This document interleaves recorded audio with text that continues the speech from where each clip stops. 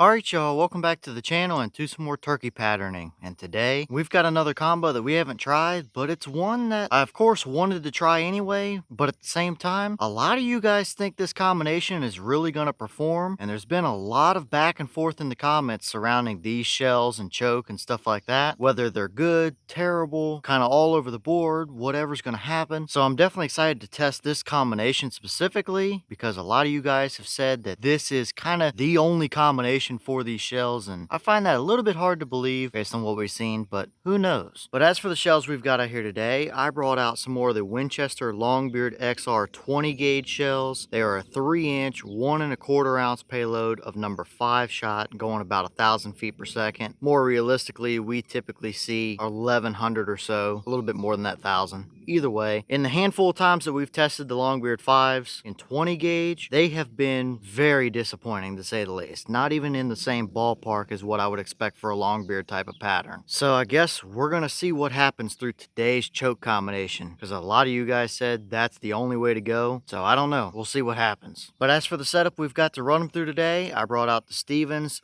301 20 gauge here, and as for that choke, I put this one in here. This is the Carlson's Longbeard XR 568 constriction turkey choke, and every time we've tested a Longbeard 20 gauge shell and it hasn't performed well, there's been a good handful of people that swear up and down that this is the only choke that a Longbeard 20 gauge shell will perform through. Now if you've tested enough shells, then you know that that's very unlikely that you only have one singular choke that a shell performs well through. But who knows, that could be the case here, theoretically anyway. I just think the Longbeard 20 gauge shells have a lot of inconsistency to them more so than anything. We've seen one or maybe two decent patterns out of them. The rest have been terrible. So I think it's more so hit or miss than it is what choke you run them through. But I could be rather surprised. Either way, as for today's test, everything is the same as usual. Turkey paper set up at 40 yards. Also got the chronograph so we can get our velocity. So let's head over here and take this shot with the Longbeard 5s through that Carlson's 568 and just see what kind of results we get, and if it's the same inconsistencies or if it actually really does work. So let's head over here and see what kind of pattern we can get.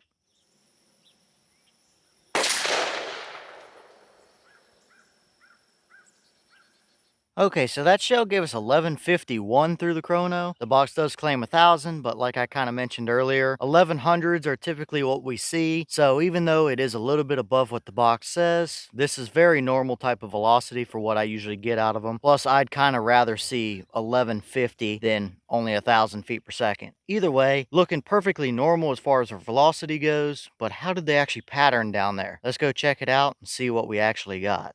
Alright, well, now we're down here at our 40-yard paper, and this is what we got. And to be honest with you, this is kind of what I expected to see. Do we have a turkey killing pattern at 40 yards? Yes, we technically do. I mean, what? That's 2 or 3 through the brain and a couple more down the spine. You would have got that turkey all day long, but as you can very obviously see here, this is not a Longbeard type of pattern, which is pretty well exactly what we've seen time and time again with these 20 gauge Longbeard shells in the 5s and 6s. I'm pretty sure we only had one good pattern, and that was with the Longbeard 6s in 20 gauge through that Carlson's 568. Other than that, every other time we tested them, this has kind of been the result. Now, I will say this combination, or at least this particular shell, which I think is more so the issue as far as consistency goes, but this pattern might be, I don't know, 5% better than what we had seen previously out of the Longbeard 5s, but how much of that is just consistency in the shells versus the actual choke combination,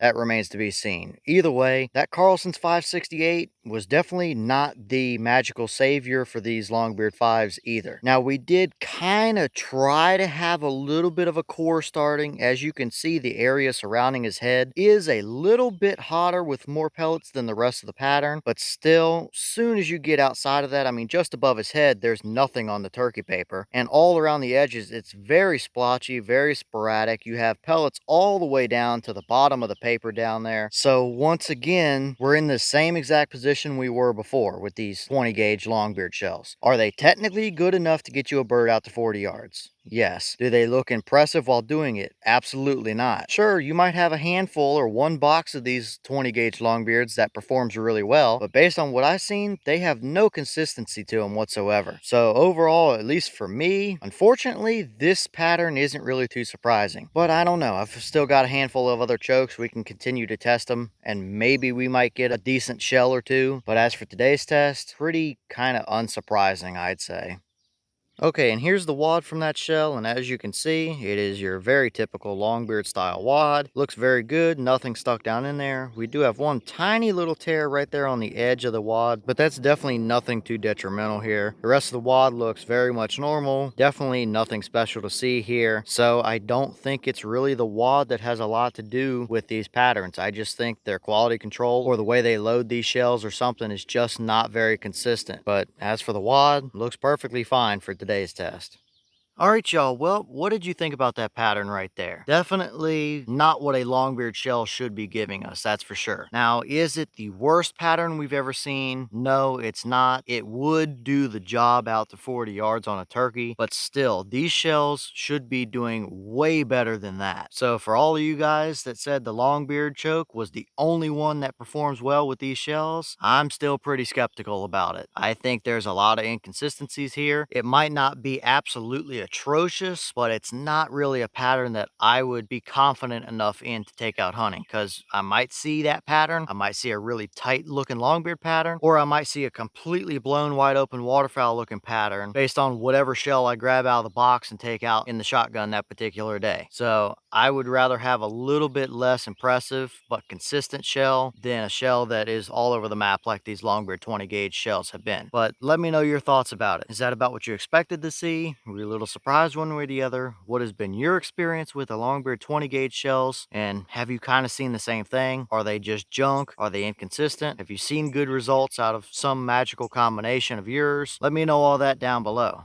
But as for today, although sure, it might have been 5% better than what we had seen previously, now that we've run it through that 568 Carlsons, it definitely wasn't our savior for today for these shells, that's for sure. But with that being said, I've got some more testing to get done for you guys, so I'm going to get back to it. As always, we have the channel Instagram as well as the mailbox where you can send stuff if you'd like. All that information will be in the description if you're interested in it, but I'm going to get back to it, so I'll see y'all in the next one.